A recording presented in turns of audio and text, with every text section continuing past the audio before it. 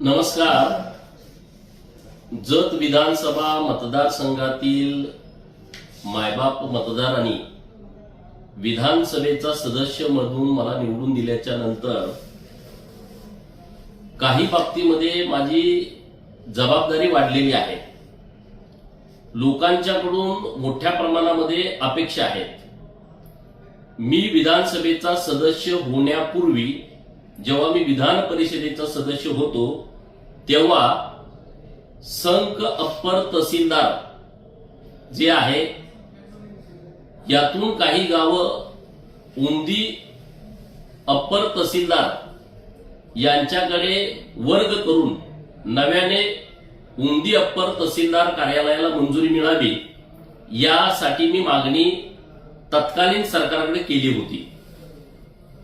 मला वाटतंय मार्च 2024च्या दरम्यान महसूल मंत्री राधाकृष्ण विखे पाटील साहेब यांच्याकडे एक बैठक पण झाली होती आणि त्या बैठकीमध्ये सविस्तरपणे आम्ही मांडणी केली होती. आता ती प्रक्रिया पुढे जाते. संघ आणि उंदी मध्ये पूर्वीपासून काही बाबतीमध्ये विवाद आहेत आणि त्यामुळं उंदी परिसरातील लोकांची मागणी आहे की उंदीला नवीन अप्पर तहसीलदार व्हावं आणि त्यानुसार नव्यानं प्रस्तावित जे उंदीला अप्पर तहसीलदार कार्यालय केलेलं आहे त्यामध्ये 22 गावांचा समावेश आहे. त्यामध्ये उंदी, विठ्ठलवाडी, उटगी, लमाणतांडा, उटगी, निगडी बुद्रुक, सुसलाद, सोनलगी, बुर्गी खुर्द, अक्कळवाडी, माणिकनार, बुर्गी बुद्रुक, बालगाव, हळली, करजगी, वेळोंडगी, जाडरबोबला, सोन्याळ, लकडेवाडी, गिरगाव, लवंगा, गुलगुंजनार, जालिहाळ, बुद्रुक अशी 22 गावं उंदी अप्पर तहसील मध्ये येत आहेत, प्रस्तावित केलेली आहेत. उंदी अप्पर तहसील कार्यालय निर्माण झाल्याच्या नंतर अप्पर तहसील कार्यालय संक यामध्ये राहणारी गावं 29 आहेत.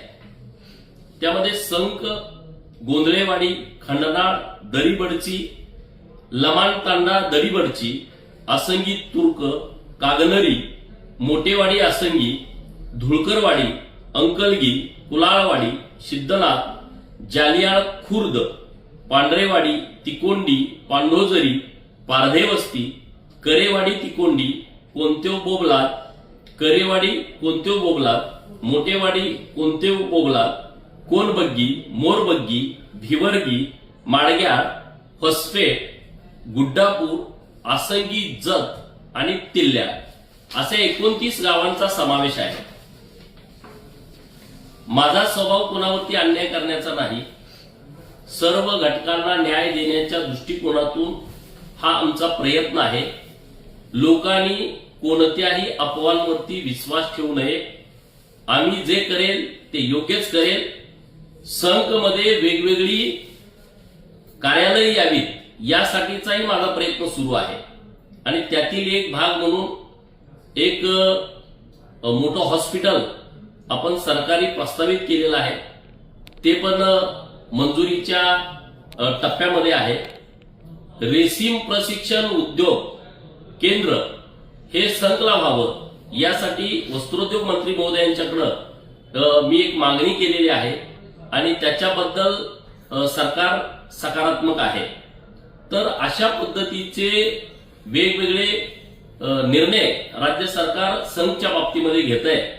तर सर्व विभागातील जनतेला याविषयीची सविस्तर माहिती असावी यासाठी आपल्याशी आज आम्ही बोलतोय.